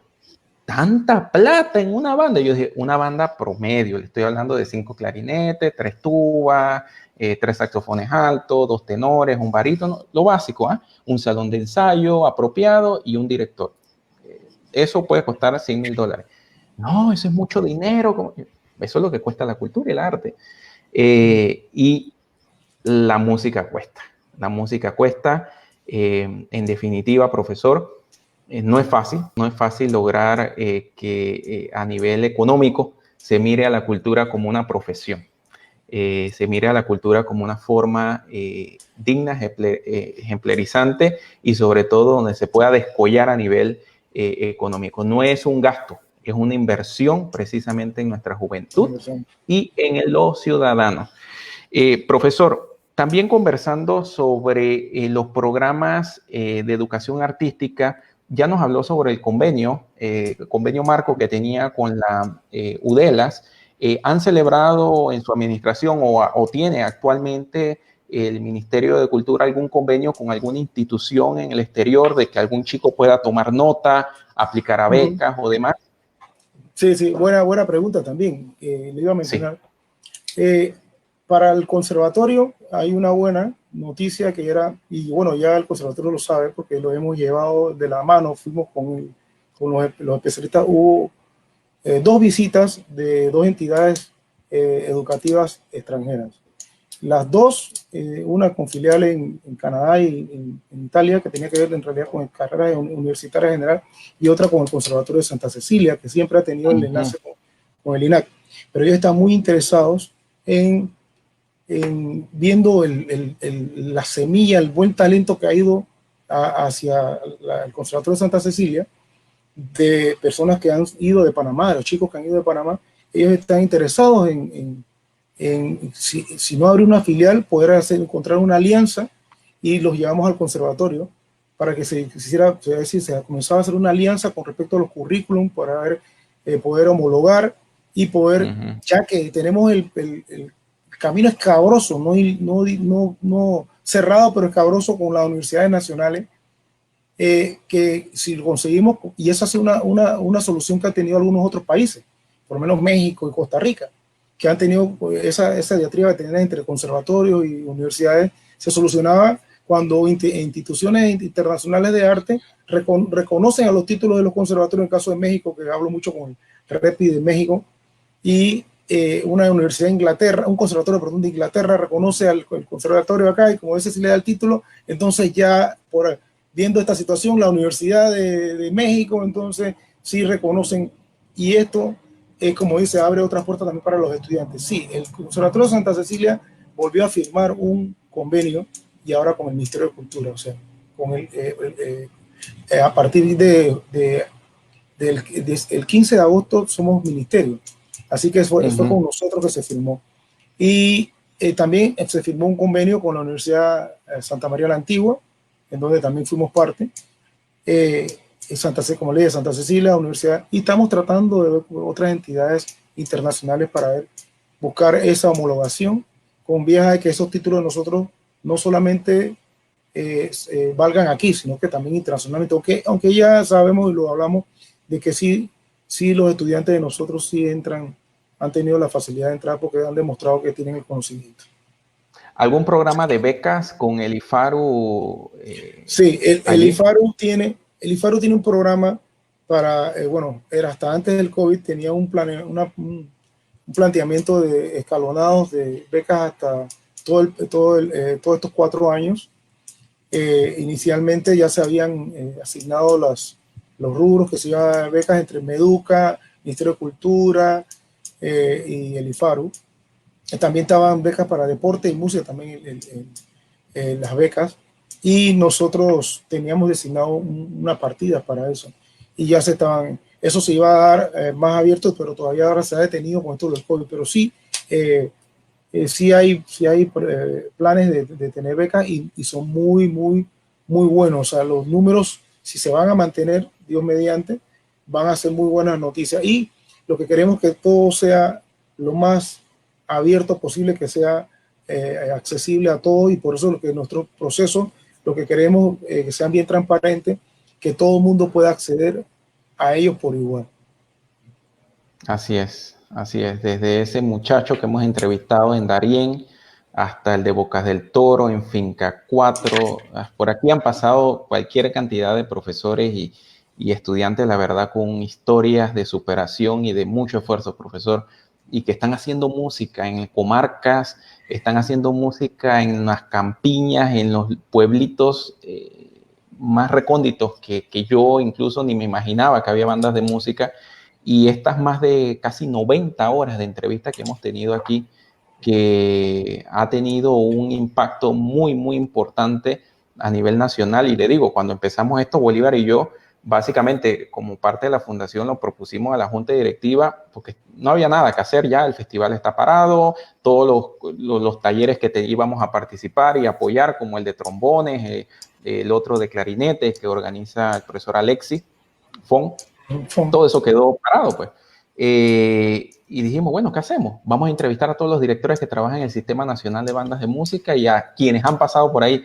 Y la verdad ha sido titánico, no ha sido fácil todos los días estar aquí sentado, estudiar, investigar a cada uno de los docentes y prepararnos para las entrevistas. Pero aquí queda el material y quedan los retos y las expectativas, pues que esperamos se cumplan. Profesor, ya entrando en la recta final de este interesante conversatorio con usted, que nos ha ayudado a entender más el trabajo que usted hace y también está haciendo el Ministerio de Cultura ahora en esta nueva administración. En cuanto al tema de la proyección de la Orquesta Sinfónica Nacional como nuestra principal baluarte y nuestro acervo cultural por excelencia, que solamente existe una Orquesta Sinfónica Nacional, ¿se ha pensado en esta administración crear más orquestas sinfónicas nacionales a nivel adulto o mayor profesional? Bueno, ahí vamos, obviamente, como todo misión de un ministerio, que es promulgar de que el acceso a los derechos culturales, eso implicaría que haya no solamente más presiones sinfónicas, sino que haya, y casualmente se creó ya el concurso para hacer la compañía de danza contemporánea,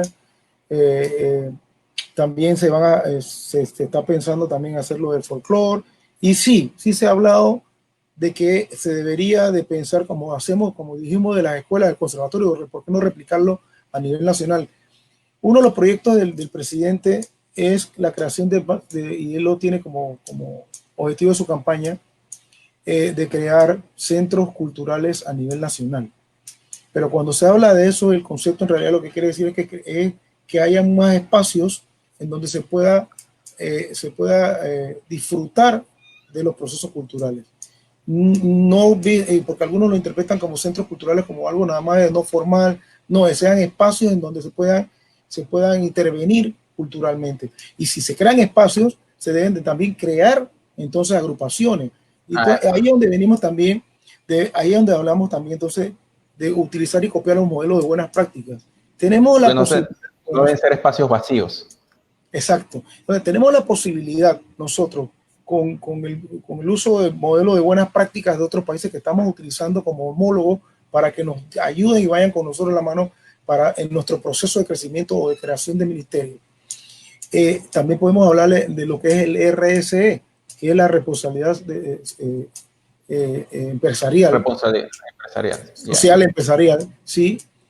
Nosotros como ministerio tenemos que facilitar también de que los recursos también puedan venir de la mano de, no necesariamente del Estado, sino de entidades que sepan que esa inversión de ese dólar que dije que se vuelve 3, ese dólar que se vuelve 3, también, aparte de que él pueda tener quizá algún beneficio económico, de exoneración de impuestos, que también estamos tratando de, si se puede hablar algo de eso en la ley general, y ojalá tengamos la suerte que tiene Colombia, que tienen, como lo mencionaste, que tienen incentivos fiscales. Ojalá, porque nosotros estamos pensando en la ley general de hacer, de introducir, de que haya algún tipo de incentivo para esta clase de compañías que tienen interés por RCE, de responsabilidad social y empresarial, de invertir para entonces nutrir esos espacios físicos que se van a crear para esas entonces orquestas, esas bandas, porque eso no quiere decir sin demeritar que el Estado también tiene que invertir, pero también utilizar ese modelo de buenas prácticas que usan otros países, en donde pueda tener sostenibilidad, porque no solamente va a ser entonces algo nada más de labor social, sino que también pueda tener, como dije, que demuestre que eso dinamiza la economía de la región y vuelve un ecosistema cultural en donde se puedan nutrir, y no solamente porque le voy a dar trabajo porque necesito nombrar a los músicos, sino que también tengan un modelo de práctica que demuestre que no solamente de un asunto, un aspecto social, sino también impacta económicamente a la región. Eso es lo que creo. Ok, le paso un dato y le comparto una experiencia a todos los que nos están escuchando todavía, pues, que fue una experiencia de nosotros como Fundación Creciendo. El tema de responsabilidad social empresarial, nosotros lo hemos utilizado, porque el festival no solamente se maneja con fondos del Ministerio de Educación, una buena parte es del Ministerio de Educación y otra buena parte es de la Fundación Creciendo.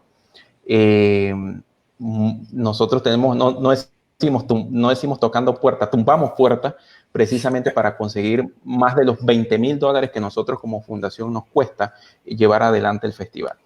Dicho esto, en su momento, a nosotros se nos acercó un empresario que es un fuerte donante de nosotros, una persona que nos coopera muchísimo. Me dijo, Adolfo, ¿cuánto cuesta hacer una orquesta sinfónica? Así me lo dijo, ¿cuánto cuesta? Yo quiero una orquesta como la Orquesta Sinfónica Nacional, con los mismos músicos y el mismo nivel, y si superior, también, y los traemos de afuera. ¿Qué hay que hacer? Yo, bueno, pero un momentito, déjeme consultar con alguien que sepa de esto, y yo vuelvo. Yo llamé al maestro Gerald Brown. El maestro Gerald Brown es una persona que nos cooperó muchísimo a nosotros en la fundación, que en paz descanse, a nivel del festival, nos dio muchísimas ideas, y yo me senté a conversar con el maestro Gerald Brown. Yo le preguntaba, ¿qué hizo Costa Rica que nosotros no hemos hecho? Con Figueres. Gerald Brown me empezó a contar desde los inicios, desde que empezó, dice, yo estuve allí, yo empecé eso. Y yo anotaba, yo escribía. Todavía me acuerdo de esa noche. Y luego después yo volví donde esta persona y le dije, mira, esto es lo que se necesita. necesitamos un presupuesto para iniciar. Por lo pronto, este es el line-up que necesitamos de músicos, que me lo había dicho el maestro, tantos violines, tantas cuerdas, tantos bajos, tanto clarinetes, todo. Necesitamos un presupuesto cuatrimestral para iniciar de unos $85,000. Él me dijo, ok, sí es posible. Y esa orquesta puede ejecutar música, ganar dinero. Yo, totalmente, es una orquesta, podemos llamarle Filarmónica de las Américas o Filarmónica del Istmo, lo que sea. Y inclusive se había hablado ya el lugar de ensayo. El maestro Gerald Brown cae enfermo, lastimosamente fallece. Luego después vino algunos temas de crisis económicas y el tema ha quedado parado. Pero esta persona, que le digo, no descansa en su trabajo de trabajar por orquestas y trabajar con la música. Eso es un proyecto muy interesante. Los recursos, el Estado tiene que ser facilitador. Como usted bien ha dicho, el Estado no es que tiene una cartera porque los recursos son finitos. ¿Y cuánto necesita? 75,000 por cuatrimestre. Tenga. No, espérate un momentito. Vamos a organizarnos. El Estado puede aportar el teatro. El Estado puede aportar los maestros que inicien el curso. El Estado puede aportar facilitar, correr leyes que precisamente sean de incentivos tributarios, como existen otras ramas. Esa es mi área de derecho fiscal, esa es mi especialidad. Y así como hemos participado en muchísimas normas de incentivos tributarios, que si el turismo, que si petróleo, que si zonas procesadoras y demás, también pueden existir en el tema de las bellas artes. ¿Por qué no? En ese aspecto, entonces el Estado se convierte en un facilitador, no se convierte en un ejecutor. Y eso también es parte de la labor que ustedes están haciendo y me gusta que lo hayan enfocado así. Que el gobierno no es que tiene una caja chica y quiere hacer una orquesta aquí, otra acá, pero siendo facilitadores y teniendo la iniciativa, yo creo que es un gran avance. Vuelvo y repito, como fundación nos ponemos a las órdenes, lo que usted necesite, profesor. Tenemos muchas cosas ya en blanco y negro, muchos avances, los contactos, las personas que están muy motivadas en esto y sobre todo un poquito de experiencia en lo que hemos hecho a nivel del festival y a nivel de temas de coros y de bandas de música para aportar a la cultura, porque esto es por los pelados, esto es por los muchachos, esto es por la educación y la cultura en nuestro país.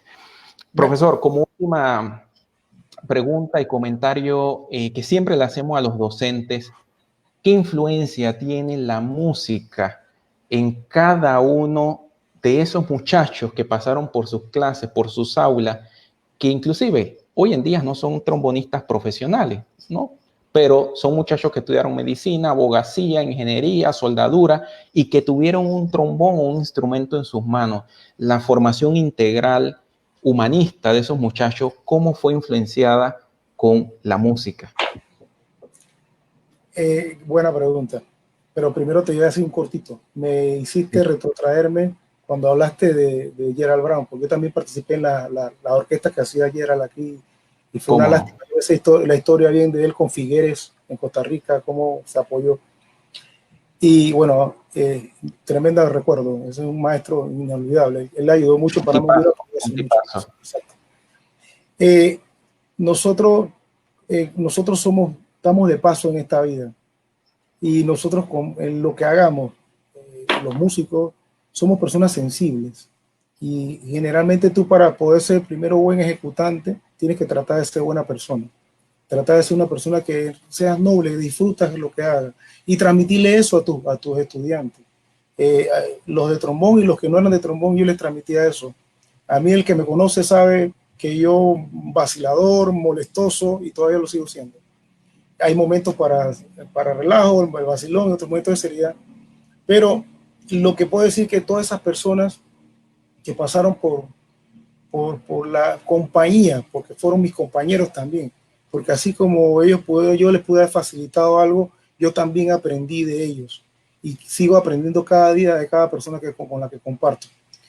Y yo puedo decir que esa que te mencioné y les menciono a todos, les decía y se lo repito a todos, compiten contigo mismo para ser hoy mejor que ayer y mañana mejor que hoy. Y ahora también le agrego, recuerda esto, lo que tú crees, tú lo creas.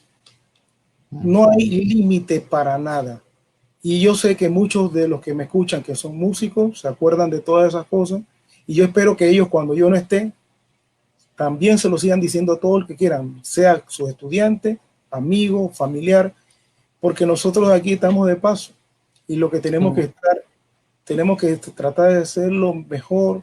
Todos somos iguales, no nos diferencia en nada. Somos seres iguales. Y esas personas que ya me las he encontrado, algunos de esos chicos o chicas, ya son unos mamullones, como dicen unos maestros, ellos me recuerdan y te saludan desde lejos. Y es que hasta los que no han sido estudiantes míos, cuando me han visto tocando, que tocaba con Cachamba, Arena Blanca, con el que haya tocado, con a veces viajaba con él, que hasta Murga, dije, tú no eras el que tocaba Murga allá también, o sea, porque uno tiene que tratar de ser así, buena gente. Miren, los maestros más grandes, yo no soy nada, pero los maestros más grandes son los más humildes. Cuando alguien está seguro de sí mismo, no tiene conflicto con nadie. Él no tiene enemigos, no tiene por personas con las cuales tiene problemas. Cuando tú estás seguro de ti mismo, que no estás mirando para atrás por el que viene, sino estás mirando para adelante de tu proyecto y preocupado por ti y tratar de que si ves a los demás ayudarlo. Si la persona se quiere, eso me ha dado esa satisfacción. Nosotros, y esto que están haciendo ustedes afecta y cambia, hace cambios en la vida de las personas, en compartir. Al final, todos somos lo mismo, todos somos iguales y cada uno tiene que desarrollar su identidad, respetar y amar a los demás. Es difícil, ¿no? A veces es difícil amar a todos, pero sí se puede. Entonces tenemos que tener eso, ¿sí? Tenemos que tener de seguro, profesor, va a haber en el peregrinaje de llegar a una meta, a un bien común, en donde hay que sentar muchas cabezas para pensar, va a haber diferencias. Como decimos nosotros en el ámbito jurídico, tú sientas a 3 abogados y hay 5 opiniones, pero esas 5 opiniones, lo importante de esas 5 opiniones es que deben ser dadas con autenticidad, deben ser de corazón, deben ser enfocadas en buscar una solución. Aquel que de una solución crea un problema, hay que sacarlo. Y siempre, siempre en la vida hay problemas. Lo importante es que todo en la vida tiene solución, excepto la muerte. Esa es mi máxima y de verdad da resultado. Máxima yo, que me toca resolver problemas y ajenos. Y eso es parte de la vida. Y yo tengo que agregarle a esa. Y al final, aunque dicen que excepto la muerte, no sabemos, pero yo creo que después de ese excepto hay más, mucho más. Bolívar, buenas noches. Maestro Ellis, nos sentimos agradecidos aquí en Creciendo TV, una conversación bastante amena que inicia cómo usted entra al ámbito de la música y su recorrido, que evidentemente está rodeado de muchas personas a las cuales usted se siente agradecido por las personas que ha formado y ellos también se sienten agradecidos de la forma como usted los formó. Yo creo que eso es parte de lo exponencial y hermoso que tiene la cultura musical y todas las bellas artes. Es una actividad que forma profesionales y que crea esa empatía entre los seres humanos, haciéndonos mejores ciudadanos, haciéndonos mejores personas. Y en ese sentido, es una bonita oportunidad en la cual quiero que sienta para crear ese vínculo entre la Fundación Creciendo y el Ministerio de Cultura. Para todo lo que nosotros hemos desarrollado, hemos siempre tenido la buena fe de entrar al despacho del ministro para seguir planteándoles el Festival Nacional de Bandas de Música, que tiene un proyecto que es ya un programa con resultados científicos. Hay una mecánica de trabajo que ha arrojado un valor agregado en cuanto a qué tanto aporte y qué tanto ha resultado en cada provincia el crecimiento de las bandas de música escolares. Pero es importante señalar que todo lo que usted ha dicho va muy ligado a ese crecimiento en lo cual nosotros hemos trabajado durante 5 años con 3 festivales, porque después que salen los jóvenes de los planteles educativos, viene la decisión de que si sigues la música o sigues una carrera profesional. Entonces, cuando no tenemos alineados ciertos temas que ya son parte de otra agenda, una parte institucional, una parte administrativa, una parte legal, tienen que ser bien estructurados para avanzar de una manera cualitativa y cuantitativa, de una manera científica, para tener esos resultados que pueden ser comparados con los demás países. Insisto, tenemos el material humano, tenemos el potencial de buenos instructores, de buenos profesores, simplemente nos falta alinearlos de manera paralela, empresas, ONGs, autoridades estatales, el gobierno, para poder avanzar y tener la música instrumentista y las bellas artes como una gran industria, una industria que aporta a la generación de empleos, de divisas, de impuestos, de entretenimiento. Y cuando tengamos eso bien claro y tengamos esa visión, tendremos un excelente, excelente país. Maestro Newman, nos sentimos complacidos. Sé que esta entrevista es para volverla a ver, analizarla y entenderla. No se trata, un minuto más, no se trata de qué hicimos mal, no se trata en realidad de qué tanto necesitamos hacer, sino de poner los pies sobre la mesa y decir, avancemos con las herramientas, con lo que tenemos, como una gran jugada de ajedrez, y ir moviendo cada peón, cada alfil, cada caballo, cada torre, para hacer un gran jaque mate por la música y por las bellas artes. Así que en ese sentido, creo que el momento es crucial para presentarle el Crescendo Quiz. Sí, profesor. Al final tenemos una dinámica bien divertida que se llama el Crescendo Quiz. A lo largo de todo el conversatorio y la entrevista con usted, yo tomé algunas notas, algunos apuntes, y le voy a decir una frase o una palabra muy cortita de cosas que usted ha mencionado, y usted me dice muy brevemente qué piensa o qué se le viene a la mente cuando yo le menciono una persona, o le menciono un nombre, o le menciono algo. ¿Ok? Ok, si yo le digo Instituto Justo Arosemena. Alma mater. Profesor Iván Valdés. Maestro. Universidad de Panamá, Facultad de Bellas Artes. Mi alma mater superior. Profesora Electra Castillo. Compañera del alma. Escuela Contemporánea de Música. Me abrió los ojos musicalmente. Disciplina. Siempre. Eso lo diría que siempre disciplina. Juventud musical. Siempre también. Hay que ser jóvenes siempre. Música. Mi vida. Maestro Gerald Brown. Lumbrera. Y por último y no menos importante, Dirección Nacional de Educación Artística del Ministerio de Cultura. Un gran reto que se puede. Qué bien, gracias, qué bien. Profesor. Gracias. Un fuerte abrazo a la distancia. Le damos una última oportunidad, las palabras, para que todos estos muchachos que les están viendo, los directores a nivel nacional, los profesores, sus compañeros también del ministerio, escuchen de usted unas últimas palabras en estos momentos.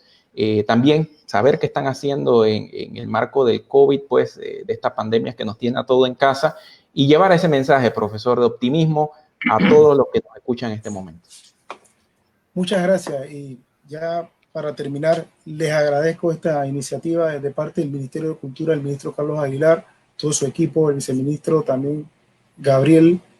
Estamos muy contentos porque hayan iniciativas de este tipo, por asentar, mejorar y tratar de optimizar los procesos que se utilicen para que sea lo mejor para nuestra cultura. Y este trabajo que ustedes están haciendo, nosotros ya lo hemos estado observando, y no va a ser la última vez. Esta es la primera de una serie de conversaciones que vamos a tener, pues, públicas, y que tengamos en privado. Nosotros tenemos muchos proyectos que estamos haciendo y que queremos que nos visiten. Los invitamos a todos a que sigan nuestras redes, Mi Cultura PMA, también en Instagram, en Facebook, en YouTube. Queremos nutrirnos con sus criterios, sus pensamientos. Los invitamos a que nos den sus opiniones, que se acerquen a nosotros. El conocimiento se construye con el aprendizaje de todos, con la participación de todos, y queremos empujar todos juntos, para decirlo, el carrito en la misma dirección. Tratar, como dices, de mirar hacia adelante, de ser mejor hoy que ayer, mañana que hoy, con la competencia de cada uno de ustedes. Nosotros estamos muy contentos, como le dije, y queremos que nos apoyen con todos los proyectos que nosotros hacemos, que estén muy pendientes, y que los que estén a bien presentar como ustedes proyectos interesantes, pues que se acerquen ya sea con nuestra dirección.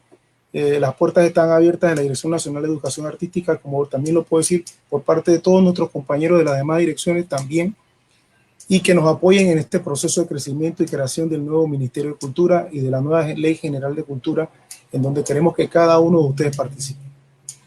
Muchas gracias. Gracias, profesor. Me quedo con esta frase: el conocimiento se construye con el aprendizaje y el aporte de todos. Cuente con nosotros, profesor, en la Fundación. No va a ser la primera ni la última vez que escuche de nosotros. Vamos a ahí estar con ustedes, acompañándoles. Nos interesa el tema de la Ley de Cultura, General de Cultura, que está en proyecto, ¿no?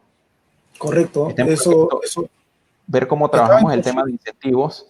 Nosotros estuvimos recientemente, y es público, trabajando en un anteproyecto de ley por iniciativa de APEDE, pero para temas de deporte, en la cual estuvimos dentro del equipo técnico que trabajó en ese proyecto, que ya está en APEDE. Hay hasta todo un sistema que crea el incentivo a través de puntos y de una forma de certificados de fomento al deporte, que se puede ir a traer o traspolar, porque ya está escrito, al tema cultural. Me pongo a sus órdenes, estamos para ayudar y sobre todo para aportar, profesor. Estamos por Panamá.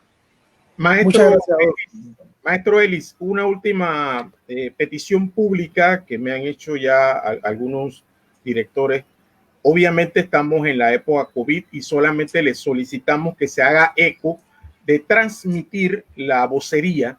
Ya obviamente ustedes, o mejor dicho, a consideración de la parte, determinarán qué tan viable es o no es viable, ¿no? Pero sí sabemos ya por las entrevistas y por contacto directo con los directores de bandas de música escolares que muchas escuelas lamentablemente no pudieron sacar sus instrumentos de los planteles educativos. Si en realidad estamos en un bloque donde hay bastante libertad de movimiento controlado, bastante libertad con medidas de saneamiento, yo creo que es posible de que los directores bien cimentados en una metodología para poder sacar los instrumentos de las escuelas y poder ser entregados, porque estos instrumentos simplemente no es que van a tener rotación, sino que simplemente van a ser traspasados a un músico en particular, porque ya vamos por el mes de junio y usted más que nadie sabe que los músicos tienen procesos, y entonces va a ser una lástima que se pierda todo un año donde los jóvenes tienen que trabajar, y esto cae en un problema también de motivación, donde los jóvenes también pueden bajar la guardia y no sería lo correcto. Entonces sería transmitir a través de su despacho al ministro para que en su momento le converse a la ministra de Educación y decir, miren, vamos a buscar una fórmula bien con medidas de bioseguridad, con medidas bien estructuradas para que cada director pueda extraer los instrumentos de música, y no tienen que ser en un solo día, pueden ser periódicamente y poder ser entregados a los músicos de sus respectivas bandas de música. Y eso, créanme, que va a aligerar un proceso que está totalmente detenido en este momento, y son muchas. Sobre todo en el interior, que no hay tanto ahorita controles en el tema de cuarentena, ¿no? En toda la República, señor Ellis. Gracias por mencionármelo. Por eso es importante la participación de todas las personas en los detalles que a veces uno se le escapa, porque uno ve más global y no ve esos detalles, y es cierto. Hay un dicho que dice, un día dejas de estudiar y tú te das cuenta, 2 días se da cuenta el de al lado, 3 días se da cuenta todo el público. Sí. Entonces, estos chicos que nos están escuchando saben que ellos tienen que, me imagino que algunos tendrán su boquilla, pero no es lo mismo. No es lo mismo. Tengan por seguro. Nosotros casualmente tenemos contacto directo con el MEDUCAE, pero casualmente mañana tenemos reunión con el equipo del ministerio.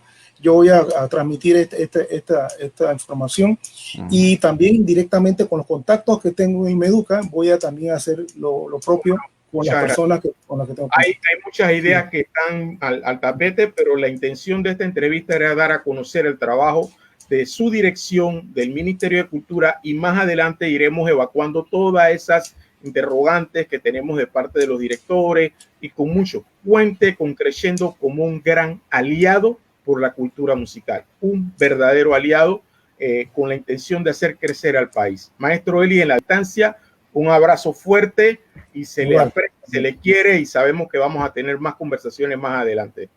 Claro que sí, que así sea. Saludos, profesor. Hasta luego. Saludos. Chao, chao. Hasta luego. Chao. En efecto, teníamos que presentar el conversatorio del jueves, pero sí, lo vamos a hacer. Sí, lo vamos a hacer en este momento. ¿A quién tenemos el jueves, Bolívar? El jueves vamos a hacer un cambio bien interesante. Vamos a hacer un giro. Hemos tenido, los percusionistas nos dijeron, hay que meter percusión, necesitamos el sabor, el ritmo. Pero hay más percusión, hay más percusión más adelante.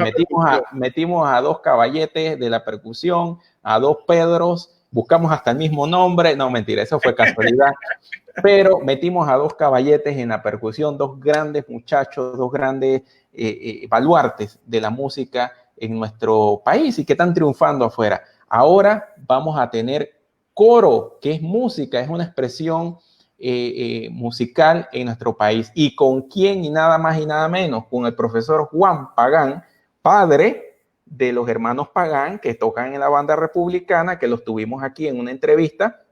Él es el director coral del Centro Educativo de Formación Integral Guillermo Endara Galimani de La Chorrera.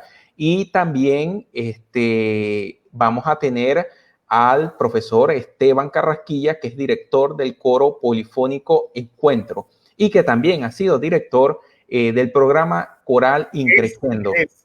Así es, que es. Este profesor, el profesor Esteban Carrasquilla, nos ayuda muchísimo, igual que el profesor Pagán, nos han cooperado muchísimo con las actividades corales que adelantamos dentro de la fundación, porque nosotros empezamos trabajando con bandas de músicas escolares, como ustedes saben, pero luego hemos diversificado a lo que es el tema de la música coral.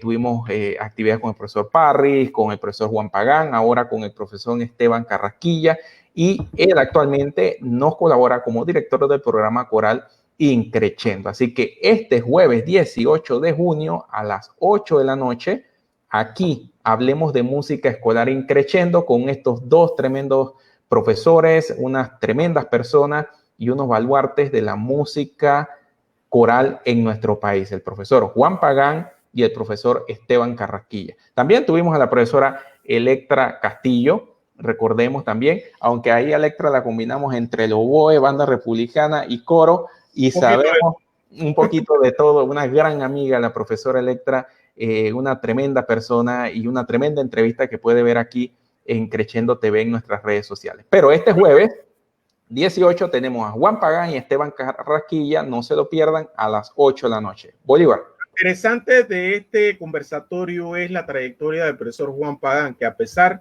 de que no es un profesor de música certificada, en realidad ha dedicado muchos años a la formación de coro.